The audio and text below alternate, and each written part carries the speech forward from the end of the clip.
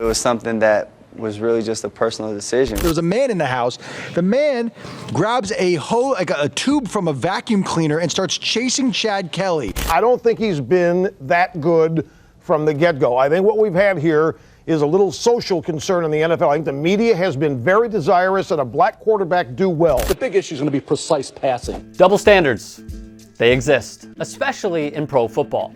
When Lamar Jackson won a Heisman Trophy, former Colts executive Bill Polian made a suggestion. I think wide receiver, exceptional athlete, exceptional ability to make you miss. Clearly not the thrower that the other guys are. Analysts wondered in advance of the 2018 NFL Draft whether Jackson should switch positions. Polian's old trope was studied and found. Of black players who played quarterback in high school, 62% changed positions in college per the study. Some moves are in the best interest of players, but only 16% of white quarterbacks changed positions. Researchers found 22% of all players switched positions. Torching defenses this season, Jackson said. Not bad for a running back. Discrimination, bias, and the failure of a football system. At the outset, scouting services divide quarterbacks into categories that often have racial overtones. The dual threat designation primarily refers to black quarterbacks, while pro style usually refers to white quarterbacks. They don't have black quarterback coaches, black coordinators, or GMs, and those are the people who give them the opportunities, said quarterback coach Quincy Avery. Already, the system lets down the black quarterback with little to no representation. Deshaun Watson, Houston Texans starting quarterback, knows this well. He's a dual threat, so he can't read coverages. He can't read defenses. He can't be accurate, Watson said, mocking the analyst. People say, well, he's a dual threat quarterback. You look at that word, that's a code word. People think, oh, he's a black quarterback, he must be dual threat. Haskins is no joke as well. I just find him to be more of a runner than a thrower.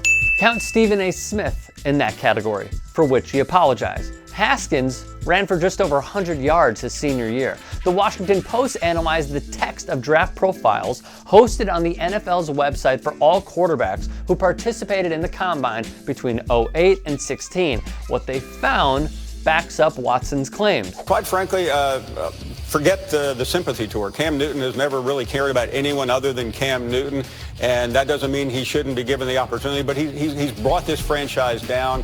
That's Paul Feinbaum hitting double standard bingo on ESPN. The study found of minority quarterbacks more likely to be discussed, physical characteristics, erratic and unpredictable. His successes and failures ascribed to outside forces, less of a leader. He is asked to do things or given opportunities. His footwork is a mess. He has issues. The big issue is going to be precise passing. Can he put the ball in the tight windows? Can he be the type of quarterback in the NFL? If he doesn't make it a quarterback, you have a great fallback. But he has to buy in.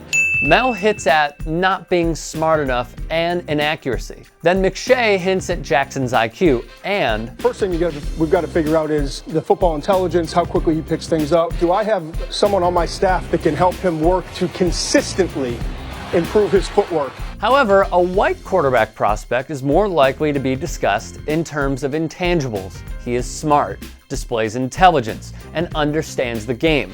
He is a leader with command of the huddle.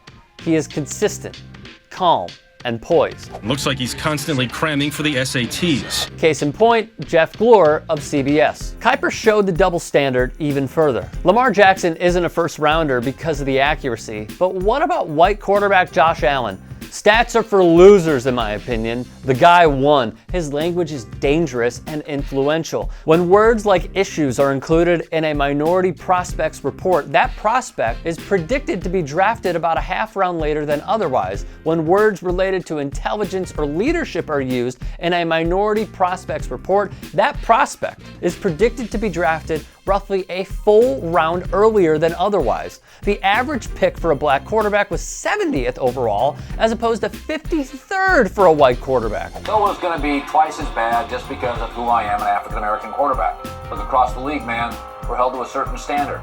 We almost have to be perfect. Tyrod said this, and it's accurate. In 2009, an economics professor examined NFL data from the previous decade and concluded that black quarterbacks were roughly 2 times more likely to be benched than their white peers when controlling for factors including injury, age, experience, and performance. Are we getting there?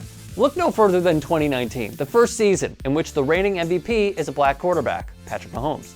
There's another active black quarterback who owns an MVP hardware, Cam Newton. The highest paid player in league history is a black quarterback, Russell Wilson. The #1 overall draft pick is a black signal caller, Kyler Murray. And there are multiple franchise black passers who are in line for new deals in excess of $100 million.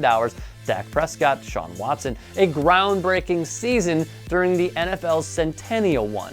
The long road has been taken mandatorily through American entities to hinder success. As the Carpenters would say, we've only just begun. If you'd like to hear more thought-provoking content like TYT Sports on Facebook and to help in my journey to keep media independent, go to tyt.com/Rick.